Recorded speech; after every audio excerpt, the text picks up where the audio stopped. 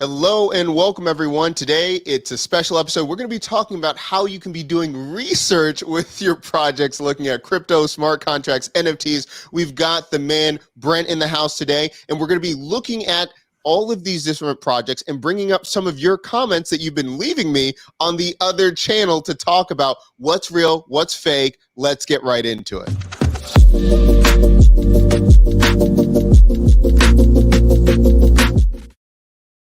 All right, so let's do it, everybody. First of all, before we get into it, I'm excited. I'm seeing a lot of things in the comments. Brent, how are you doing today? What's going on with you in your life? Oh, I'm good. I'm looking forward to getting into these comments. I think it's a lot of misconceptions and a lot of people who hit it right on the nose. So as we go through, we're going to look at both sides and give some clarity to it. Good times. Okay, so we're gonna be I'm gonna be reading comments from different videos. Now, remember, it depends on where you're watching this from. This is our secondary channel, all talking about smart contracts and NFTs. But sometimes, occasionally, I do videos on my main Doc Williams channel on YouTube. By the way, we just passed 10K. We're at 10,509. So congratulations! Thank you very much for everyone that has made this possible. So thank you. As we're looking at this, we get comments all the time. So I want to bring this up real quick and have Brent kind of react to it. So we're going to be talking about a project. I'm going to go with the overview of the project, and then I'm going to go into the comments of what's happening in the comments, if you don't mind. So real quick, I'm going to first bring up the project itself. We're going to then talk about it, and then we're going to go into the comments section where people are just talking all kinds of stuff right now. Okay, so the first thing is we're going to be, oh, well, you know what? This is important so people know before we go into experts and why we talk about this. Brent, talk about yourself a little bit don't be shy. Talk about your accolades, what you do, and then we're going to go into this just so the people know. Okay, so for those of you all who don't, many of you I hope already do, but number one, Doc's friend, and let's start there. Aside from that, my background is a stockbroker. I was a licensed stockbroker in 2001, Series 7, 6, 63, 65, life and health, and I did my advanced coursework on financial planning at Georgetown. With that being said, I also reached a level in my career which is called CREA, Corporate Registered Investment Advisor, which essentially means I reach a level high enough where I can actually consult corporations on what to do with their money. Now, in the space we're entering, I've been running a group of cryptocurrency enthusiasts for about a year now. It's the IA Crypto Bulls. And in that, we have about 15, 20 members. We do masterminds every Monday, every first and third Monday. So in that space, I've done a lot of conversations around cryptocurrency. And also I run an investment group called Investing Education Academy, which is the prime group. It's about 1,200 in that ecosystem. And of those people, we actually buy and sell. Well, we talk about. It's really a mastermind type forum where we educate people on the myths and disbelief, the incorrect statements and thoughts about the stock market, how it's played out over the years, when is a good time to get in, when is a bad time, how do you price certain stocks, how do you price the market. All these things are topics that we've been discussing for over 25 years. Yeah. Okay, everybody. So we're going to link this video over and over again when people are saying, do your research, you need to have experts. Welcome. That's why we bring experts here to be able to help you. And this is free. So now you can make your own decisions, know how to not only do research, but to have critical thinking, to have a framework to decide what's good for you in your life and your portfolio. So now we're going to look at some projects and dive in a little bit. Okay, so Brent, we talked about this, I think, briefly, but around this is a project called Open Down. This is a digital native community centered around leveling the playing field for both creators and collectors. Now, we've done a number of videos on this, and there's going to be links down below of when this dropped. This was around Christmas time in 2021.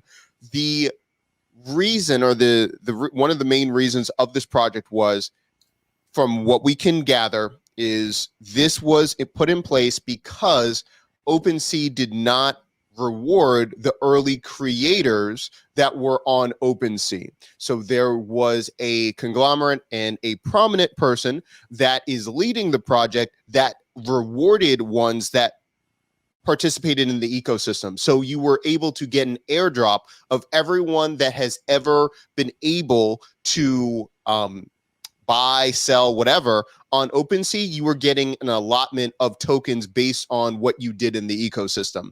And they had the treasury is based off of 50% airdrop, 20% staking incentives, 20% open DAO treasuries, and 10% LP incentives. So when they first got started, they did a large airdrop. People were excited, all of those things. I got tokens because I do stuff on OpenSea, and then that's how this project came about. Now, what we were getting a lot of times, people. Oh yeah. Real quick, just with that too. One of the big reasons OpenSea decided to do the drop was because of the pressure they were getting from their community. Wait, and just to keep in mind, this is different than OpenSea. Remember, that's the main difference. This is creators not associated with OpenSea.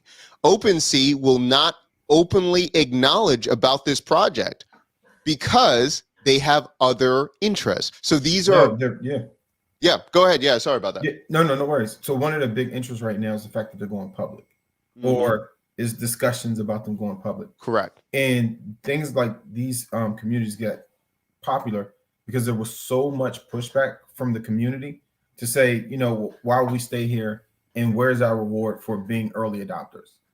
Correct. And OpenSea was not recognizing that. No, I don't believe they come out and said anything to the liking yet that they're going to agreeably airdrop anything directly from their platform. But that's creating these sub communities that are becoming very, very, very important, and also very powerful because they're the voice, and the users are your voice. So just kind of a background on how some of these things have really gotten legs, because OpenSea wants to go to the public sector, but they're not treating their community the way a normal, I say cryptocurrency community in particular, has begun to develop characteristics of airdrops or early adopter rewards, which is normal in this space now. Correct. Yeah, definitely. And that's good to know. So this sets up the stage of a lot of people in the comments are saying that either it's a scam. How do they know it's a scam? What's going on? Right? So let's go through a couple different comments if you don't mind, and we'll be able to see what would you say to these things, okay? So the first one that we have here is, if the price goes up and down, that don't make it mean that it's a scam. So they're saying because it goes up and down, that make it a scam. So Solana, KDA, scam too. Look how they dumped. You need to learn about crypto. Okay, so let's break this down for a second. We'll take one thing at a time with this statement. Yeah. The price, the token going up and down. Tell me a little bit about that. Does that make it a scam in itself? If you're seeing the token go up and down in price, does that make it a scam? Let's just go with a quick answer. No. Now let's give the history on why. So if you were to convert this chart to any stock chart from the S&P 500, the S&P 100, Dow Jones, NASDAQ, whatever you chose a stock from. If you were to choose a stock and then pull up their chart. And actually, Doc, you want to do that? You want to just go? We could just go to Yahoo Finance. Yeah. And 1 second. Yeah, pull up Tesla when you get there. I'll give you the ticker symbol. And this is one of those things where some people are just going to tell you the answer. We're going to show you why that's not true. So I'm sure everyone can hear, even those who may think the stock market is rigged. Although, would tell me something that in America isn't. But for those of you all who think it's rigged, you still know that it's a reality. It is a viable place to invest. It is a real place where you can actually make and or lose money. So if you could just type in TSLA. Right here. TSLA. Yep. Right here? Yep. Tesla. So if you look, Tesla, and pull up a chart. Do I do 5 1 years? month? Five 5 years. Yeah. Okay. Yeah. So if you look at this, the price has fluctuated. The price has gone up and down. And so if you're thinking, okay, well, what does this actually mean? What are you showing me? I'm showing you that there's price fluctuations in any investment. And Doc, if you go to the 1 year right next to the 5 year, yep, you see even more fluctuations. Now, as you go smaller, the fluctuations look bigger. that is just natural inside of the investing arena. The further in you drill, the more you see the fluctuations. And the cryptocurrency market is following the stock market pretty closely in regards to its behavior. Now, for you to say we're not experts, I think you're hard pressed to find an expert in cryptocurrency, because you're talking about an asset class that's really been popular for like the last 4 years. And the asset class has just been created, you're talking 2008, 2009. And the popularity didn't happen until maybe 2012. People became curious about it. But 2017 is when people took notice. 2019 is when the world paid attention. So you still have a very small window of what people have had to interact with cryptocurrency. But price fluctuations is normal in any investment or asset class. All right. Thank you. Okay, so that's taking statement number one, and that's good to know. I get this a lot right now. I'm getting these questions a lot, just like you were talking about. So, and then it's saying you need to learn about crypto. We're just gonna move on from that statement. And KuCoin not listing scam coins. SOS Sun will be on Binance too. There's a lot of overall. Should there anything else to discuss in this statement? I'll sum it up. Yes, you should learn about anything you're investing in. And whether it's on KuCoin, Binance, Voyager, or any other platform, just means that they chose not to list it. Because it's still, if it is or isn't on any platform, you more than likely can find it somewhere. The bottom line is do your research and make sure that it has a use case and that it is a coin that you believe will stand the test of time. That's great. By the way, I love how people, when they're making a comment, they keep telling me, do your research. But like you were saying, the concept, you have to understand, what does that mean for you? Doing the research for you. The other thing is, I think we were talking about this beforehand, the portfolio. And by the way, everything, there are so many sound bites on Twitter and so many sound bites in comments, not having the full conversation. I'll give you an example. There was a comment, I was like, is OpenDAO a scam? And people were sending me, they're like, no, this isn't a scam. I can't believe you said it was a scam. I was like, you didn't even watch the video. You didn't even watch the first 20 seconds of the video of explaining. I don't think it's a scam, because defining a scam, this is, okay, so we're going through this. So this is the next question we have for you, Brent, okay? Mm-hmm. It says, like I previously stated, this is a scam. This is for OpenDAO. It says, you do your research, look at the companies investing in them, not the platform who have this asset. Okay, so let's talk about investment. Let's talk about what they're trying to do. So there's two different ways that we can be looking at what they're talking about. Okay, so right now you can be seeing throughout the time when they're on Twitter. And the reason, do I believe everything on Twitter? No. But a lot of these crypto companies do a lot of their speaking to their communities via Discord or Twitter. So if you're looking for what they're doing in real time, you're going to also be looking at what they're doing from their Twitter account and how active they are. So just a few things. If you're looking at this, you're already seeing that they're making incentives with other platforms or other swaps. You're looking at where they're going to be. By the way, they're trying to talk to the community, talk to people. And then also, too, you're seeing during their project what other projects or other platforms they can start working with. So on the roadmap, and let's go a little bit further down, how to buy, staking incentives. You know what? Where would you like to begin with this? We'll look at strategic partnerships. They're adding them monthly to work with the project to try to stabilize the coin. And then also, too, they're working on different incentives to be part of the project. At the beginning, they didn't have staking incentives. Now they do. So let's go back to the question and talk about, look at the companies they're investing in, not the platforms who have their asset. Okay, so tell me about, Brent, if you could, tell me about when you're looking at their partnerships or I'm looking at staking incentives. What does that mean to me if I'm looking into a project? Does that help me to make a better decision? Tell me a little bit about this. Yeah, so for me, staking incentives is one thing, because when you're staking coins, you're getting a percentage based on how much you give to the company, right? They're giving you, I would liken it to a dividend from a company, but it's not exactly the same. Normally, in the traditional stock market, a company, this, let's say a Fortune 500 company, they have a certain amount of profits. That amount of profits can actually sustain them paying out a dividend, but they only pay out that dividend when they're profitable.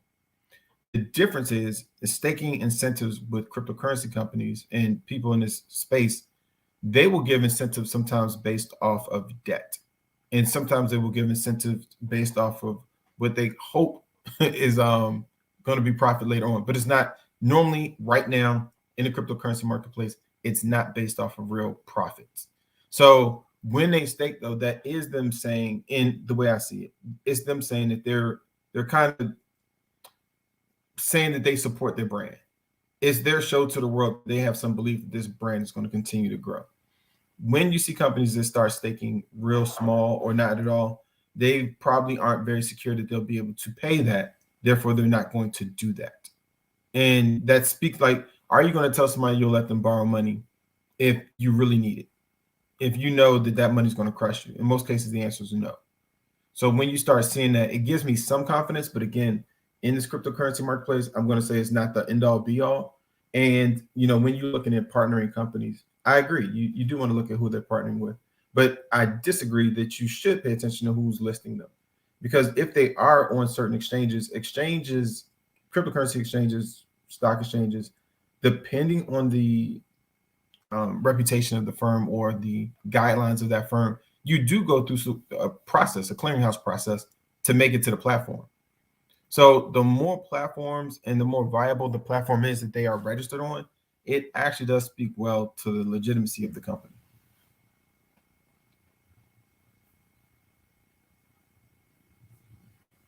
Doc, I think you're muted. I got a little out of control. Okay. I was like, I don't want to talk over Brent. Thank you. That makes a lot of sense. And okay, that's good.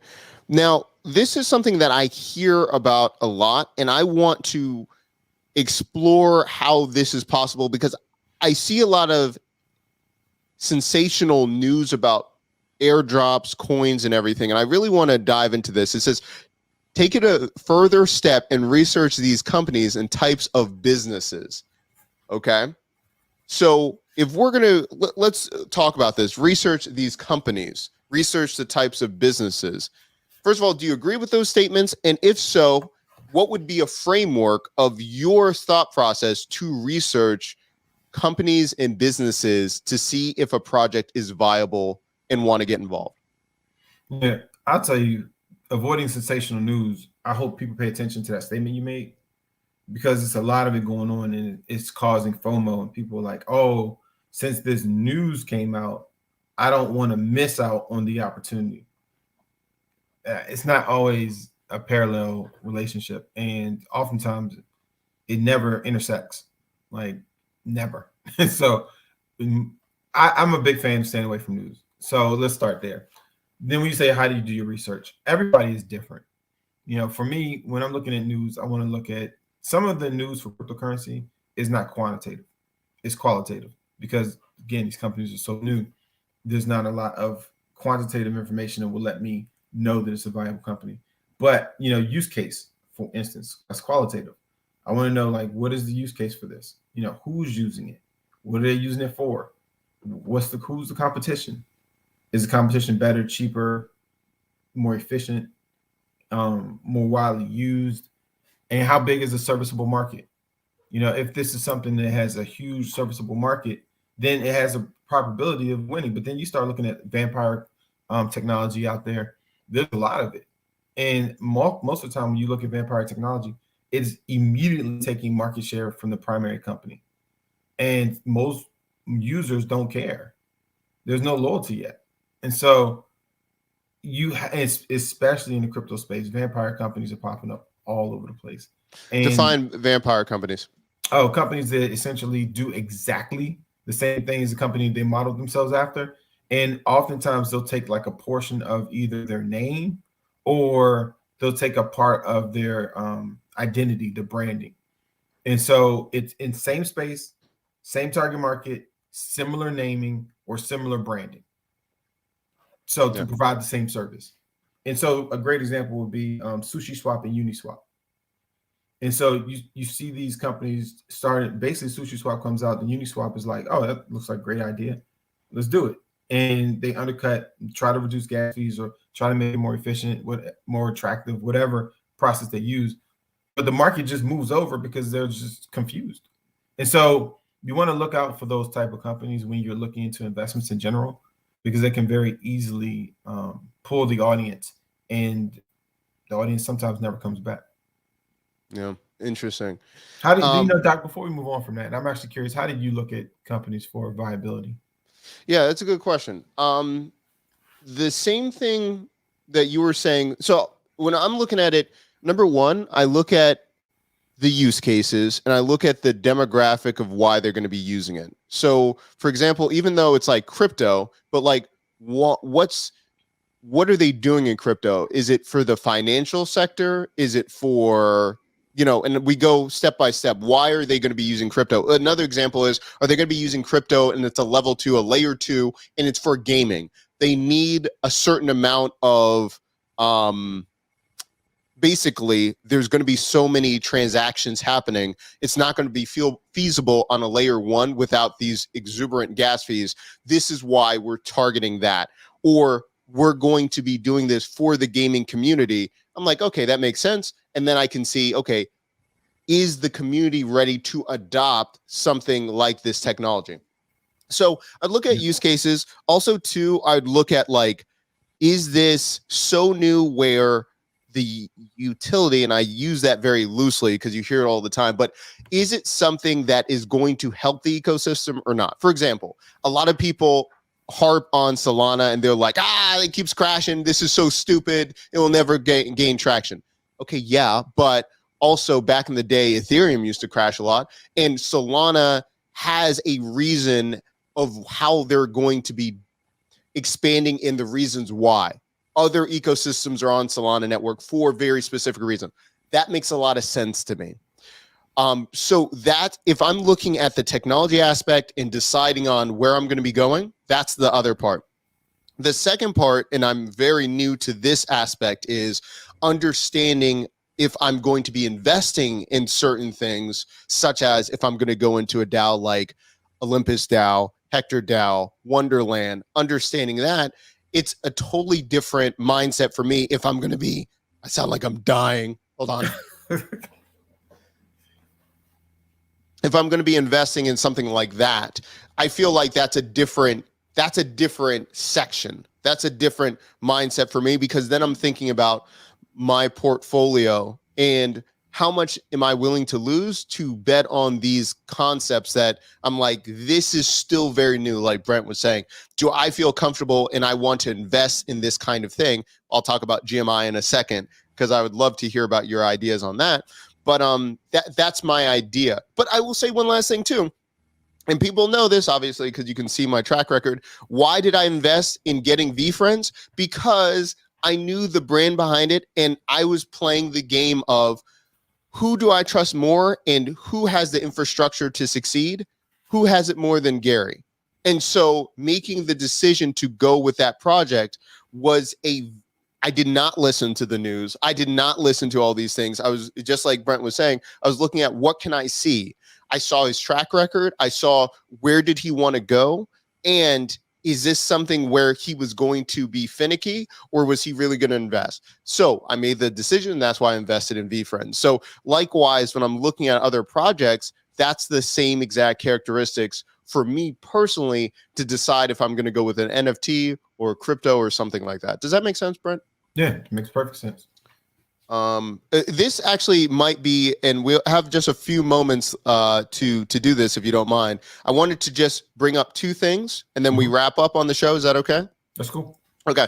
So number one, just so if people know this or want to know more, so I'm in a hackathon right now talking about creating anything with Web3 using Third Web and using Hashnode to talk about it. So created something called Atomic Bomb Bunnies, and this is a full project building out an NFT collection with no code. So did this without coding. By the way, I can do this with coding. I created a DAO with coding, but this is, as you can see, this is on Mumbai, which is the test net. Oh, let me share.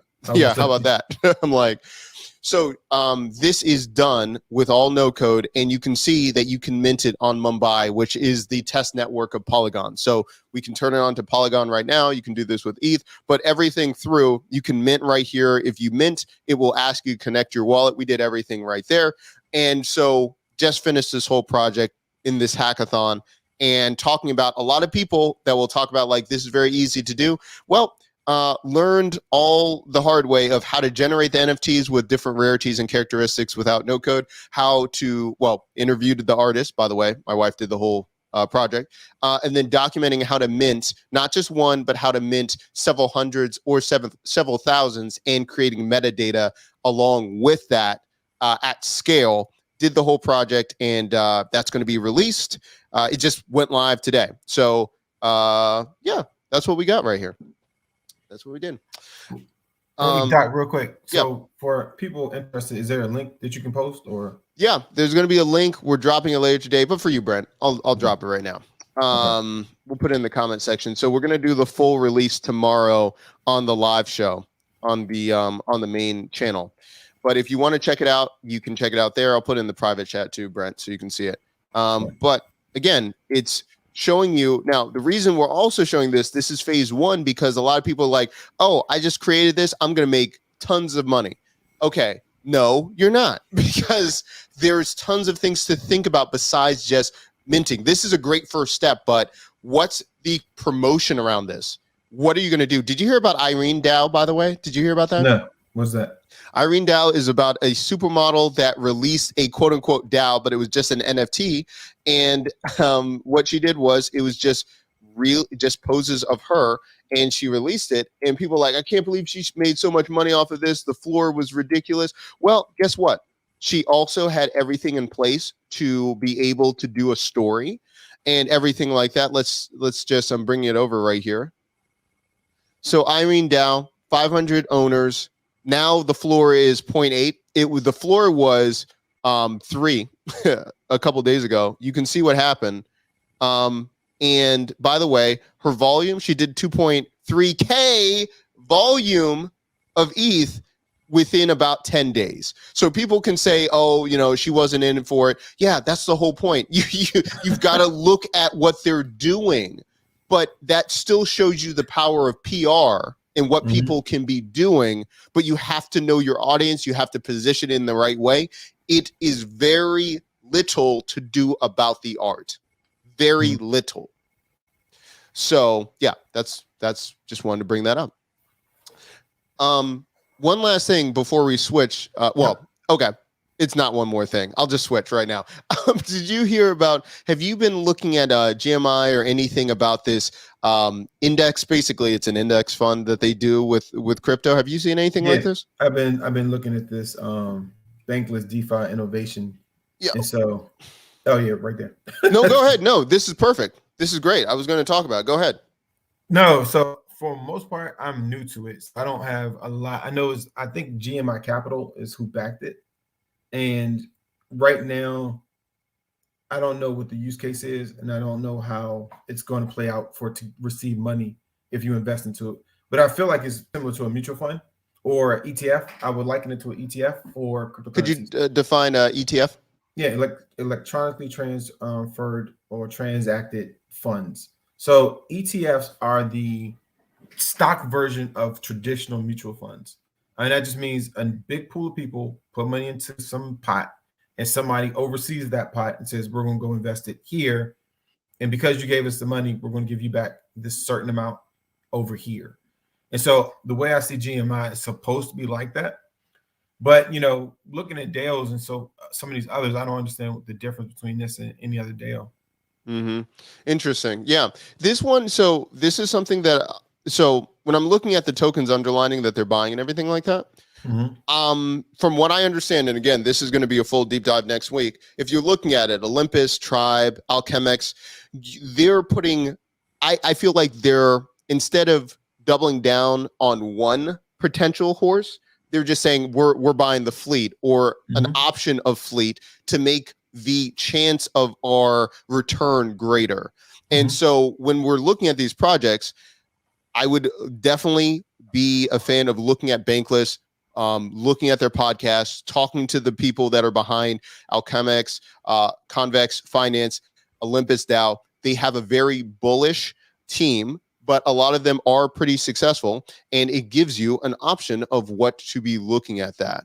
And so when we're looking at these different things, again, like you were saying, this is the version I feel like almost like the safe version. If you're like, I'm not ready to be in Hector Dow or Olympus or something like that, or Wonderland, Mhm. give me spread of the field, and then they're doing that. That's what I'm seeing. I'm going to be. I mean, I'll tell you again. This is still not financial advice, but I'm going to invest in it probably next week, personally. So I'll let you know. But Yeah. the reason I'm doing this is Alchemics. It makes a lot of sense with what they're doing. Their team makes a lot of sense. Convex Finance, I'm already going to be investing in looking at that as well. And the only one I haven't done is Olympus, because I was already in Wonderland and I was in Hector. I might do Olympus as well. This is something where I was looking at. I was talking to my father-in-law, and we've done projects before, and we've done investing before in the crypto space. And he's like, I personally, for me, especially, first of all, I barely do any business with family anyway, because I feel like it could go downhill very quickly. But I'm looking for a sure thing, or a better sure thing than like, I don't tell him to go into Hector Dow. That's just my decision. But I would feel more comfortable spreading the field if I'm doing something like GMI, because these are underlining tokens that I feel more comfortable with, and then go from there. That's just my thoughts on it. I think that's the right thought. When you're looking at it, number one, are you going to do all this research? And for people watching the show, you have put into the comments, do your research, do your research, do your research. Are you going to research 12 or so underlying tokens and go through the white papers, go through understanding the financials, going through understanding the distribution channels and distribution methods, token appreciation, insurances? Are you going to do it? And most of the time, the answer is no. And so, but when you can go into one, which is, again, that's why people love mutual funds. And the mindset is that I'm going to dump this money in, and this person or this entity or this um, bot, in some cases, because they're bots often, is going to run this algorithm and buy and sell these for me, which is why a lot of people like KuCoin. I mean, they want to go into KuCoin, get a bot, and let this bot just run. So, for that reason, if some of you all talking about do your research, do your research, do your research, and I'm not saying this to be rude. No, I don't mean this against anybody in particular, because I don't know everybody watching the show. But I can say with some certainty, if most of regular investors started doing research, they won't even know what to research. They'll just read to find out what makes sense to them. They won't necessarily be, reading to realize this again, going against the benchmarks in this industry. Have they hit their KPIs? You start going into much deeper levels. What does research mean? And then, Doc, goes back to that question you said in the beginning. When people say, do your research, research is going to be different for every single person that starts. When you do things like this, they have a team that researches, and at least, and for most average investors, it spreads that same research amongst hundreds and not thousands or hundreds of thousands of people. They all get the same research because they all invest in the same company. Yeah. It's a really good point. And this is why we do the show. This is not sensational news. If you look at it, you don't hear us being like, "Oh man, go get this." No. This is to promote critical thinking and decide what's good for you and where you go from there. Eli mentions, have you heard about the boy who sold the selfies of himself 1,000, then posted on NFTs and a millionaire? Yeah, I believe this is the kid from India. I believe you were talking about. Well, man from India. He's a student, and he took pictures of himself. I believe 4 or 5 years, and then decided to put it up on OpenSea, and then he sold out. He did really well with it. By the way, also to Irene Dow, for anyone that's trying to punk her and be like, I can't believe she made $2.5 million in 10 days. So this is what we're talking about, of having the right PR strategy, understanding. But look at also too, Look at how many fans she had. But also she caught the tail of the publicity stunt. And then people were investing and trying to get in and trying to flip and all of those things. There's a lot of things that go into creating creating a product, creating a launch, creating a community, and going from there. So again, this is for you. If you have any questions in the comment section, please let us know. There's going to be a link down below the Discord, what we're going to be planning to do coming up. And if you want to know more about the No Code project, talking about Atomic Bomb bunnies, that's going to be dropping tomorrow. All of those things, you're going to be hearing the official announcement. And again, thank you so much for the time in being here. And again, please, critical thinking, look at what you want to do with your portfolio and go from there. Brent, where can the good people find you if they want investment advice and all of those things? Shout out. Yeah, so if you all are looking to just kind of see what our ecosystem's about, you can go to IEAcryptobulls.com, or you can just go to investingeducationacademy.com and find us. Or you can just tune back in here next Tuesday, because Doc and I are working on something too. I think many of you all will have some interest in. Excellent. All right, everybody. Again, we'll see you next week. And again, thank you so much for taking the time. We will see you next week on the show.